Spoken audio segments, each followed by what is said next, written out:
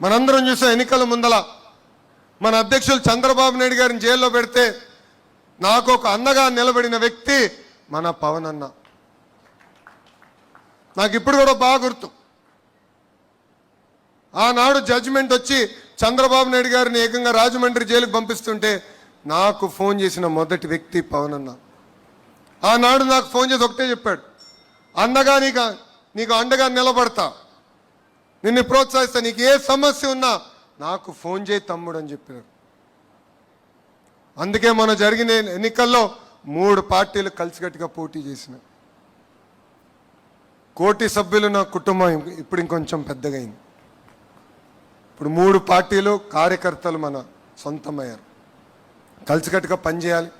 చిన్న సమస్యలు ఏమున్నా మనం మన సమస్యలు పరిష్కరించుకోవాలని కార్యకర్తలందరికీ నేను పిలిపిస్తూ, ఈరోజు మనం చూస్తున్నాం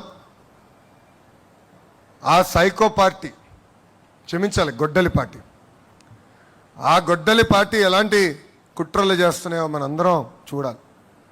మనందరం అప్రమత్తంగా ఉండాలి. ఎవరు ఊహించిన విధంగా 150 రోజుల్లో మనం డిఎస్సి నిర్వహించి మనం ఉపాధ్యాయులకి ఆఫర్ లెటర్ ఇచ్చాం. ఆ గొడ్డలి పార్టీ నాయకులు వెళ్ళి ఏకంగా 200 కేసులు మన పైన పెట్టారు. డిఎస్సి అడ్డుకోవాలని ప్రయత్నించారు, కానీ ఎక్కడా వాళ్ళు అడ్డుకోలేకపోయారు.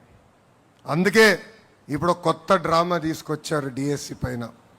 అందుకే చెప్తున్నా, సైకో నీది 10th క్లాస్ పేపర్ లీక్ చేసిన బ్యాచ్, నాది స్టాన్ఫర్డ్ హిస్టరీ ఉన్న బ్యాచ్. టీచర్ని లిక్కర్ షాప్ ముందలు నిలబెట్టిన ఘనత మీది. టీచర్ని సింగపూర్కి ట్రైనింగ్ పంపించిన ఘనత మాది. 5 ఏళ్ళలో ఒక్క టీచర్ పోస్ట్ భర్తీ చేయలేని ఘనత మీదవుతే, మేము అధికారంలోకి వచ్చిన తొలి సంవత్సరంలోనే 16,000 టీచర్ పోస్టులు భర్తీ చేసిన ఘనత మాది. జాబ్ క్యాలెండర్ అని సాక్షి క్యాలెండర్ మీరిస్తే ఏకంగా సంవత్సరం పూర్తయిన తర్వాత అద్భుతంగా 10,000 ఉద్యోగాలతో జాబ్ క్యాలెండర్ కూడా విడుదల చేసిన బ్యాచ్ మాది. భూమి కంటే ఎక్కువ భారం మోసేది మహిళ. కొంతమంది మహిళలు కించపరిచే విధంగా తెలుగు వాడుక భాషలో కొన్ని పదాలు వాడతారు.